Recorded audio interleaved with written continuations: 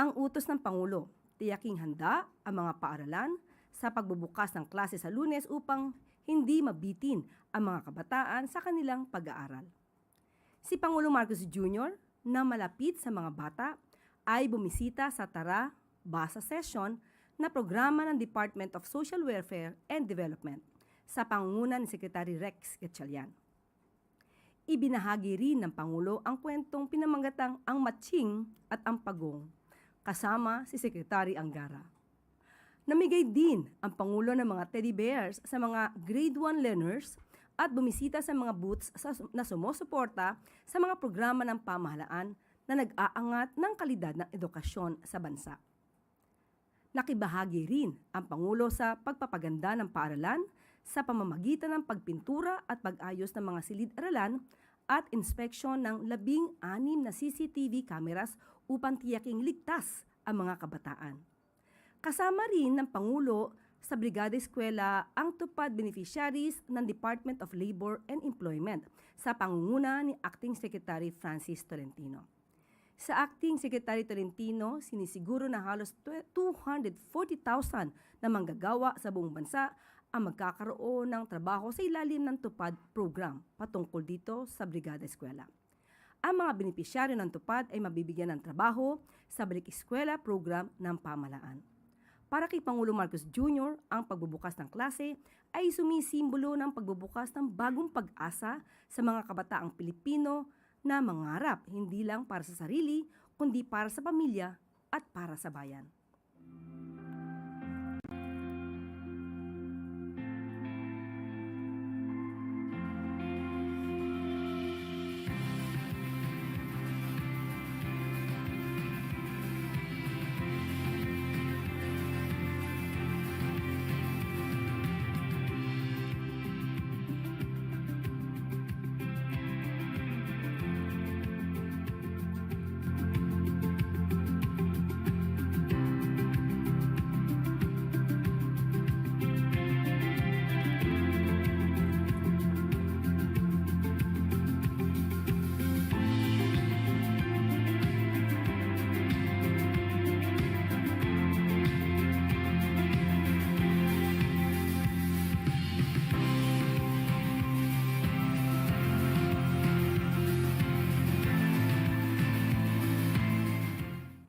Upang mas lalo pang lumago ang ekonomiya ng Pilipinas, Pangulong Ferdinand R. Marcos Jr. hinikayat ang mga negosyanteng Vietnamese na mag-invest sa bansa.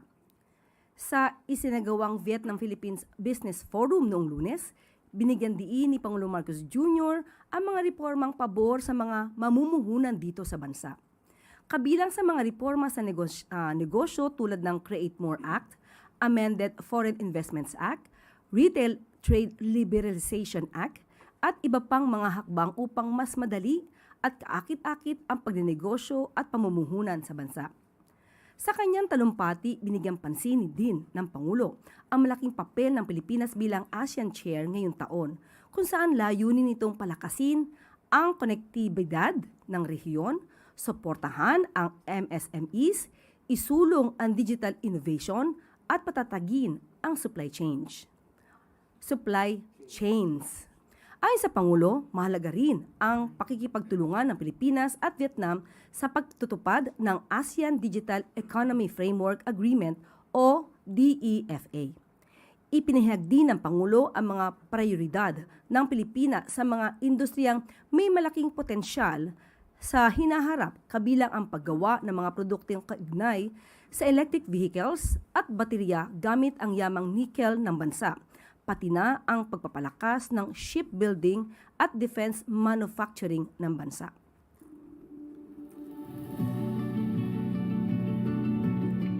Today's gathering is an affirmation of our shared conviction that nations prosper when they work together.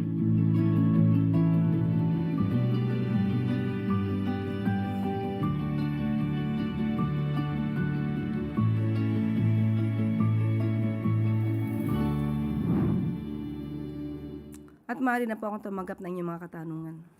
Unang tanong mula kay Rafi Ayeng, Daily Tribune. Hello.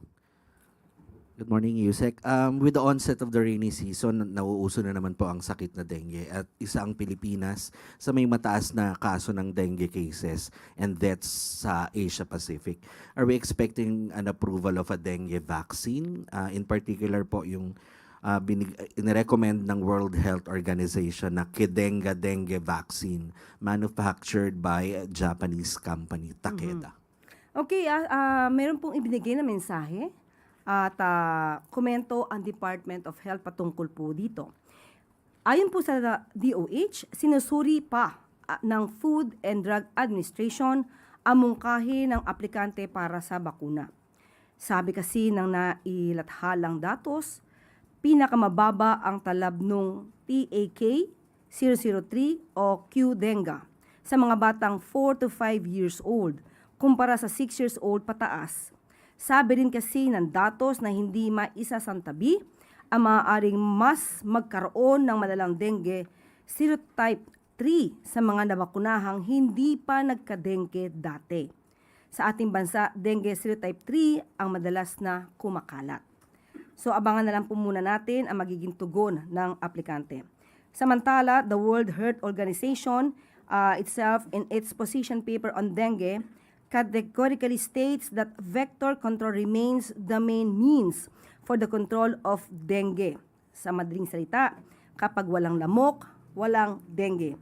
Kaya mabisa ang kampanya na isinasagawa ng DOH sa pamumuno ni Secretary Herbosa na tuwing alas 4, ugaliin ang taob, taktak, tuyo, taki para kontra dengue. Sa katunayan, mas mababa ng 57% ang bilang ng dengue ngayong taon sa buong Pilipinas na 48,151 kumpara sa nakaraang taon na 110,924. So yun po ang mensahe ng DOH. And in the relation naman po sa rainy season, is the government ready naman sa inaasahang pagbaha muli? At itutuloy ba ng Department of Public Works and Highways sa mga natenggang flood control projects kahit questionable ang mga ito? Mismo si Secretary Vince Dizon po ang ating kinausap patungkol po dyan dahil nga nalalapit at lumalakas-lakas na rin po ang ulan na naranasan natin ngayon. So ito po ang mensahe ni Secretary Vince Dizon. Tuloy-tuloy po ang paghahanda ng gobyerno para sa pagpasok ng tag-ulan. Hindi po pinapangako na hindi nababaha. Pero ang assurance ay nagtutulong-tulong ang mga concerned agencies to ensure na mas mabilis humupa ang tubig baha at siguruhin hindi ito natetenga ng matagal katulad ng dati. Yan po ang isinasagawa sa utos ni Pangulong Marcos Jr. kaugnay na rin sa Oplan kontra baha. Sa katunayan, may mga nakita na tayong positive effects sa mga lugar within Metro Manila na ginawa na natin ng intervention. Kabilang dito ang drainage improvements sa G. Araneta Avenue papuntang E. Rodriguez.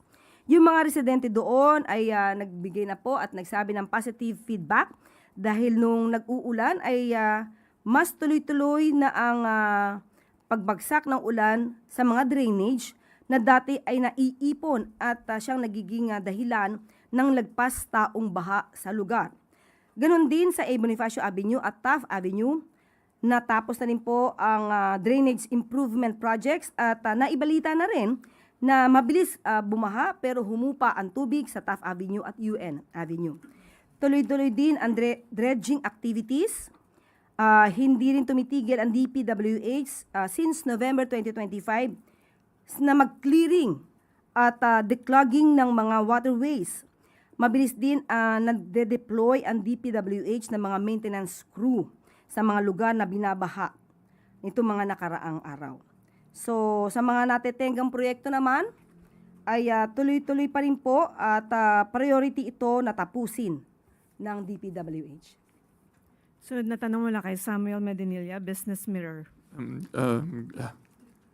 Good afternoon, ma'am. Kung hingi lang po kami ng update kung may ongoing investigation pa rin po yung DPWH doon sa mga flood control project anomalies na na-disclose ni President last year po.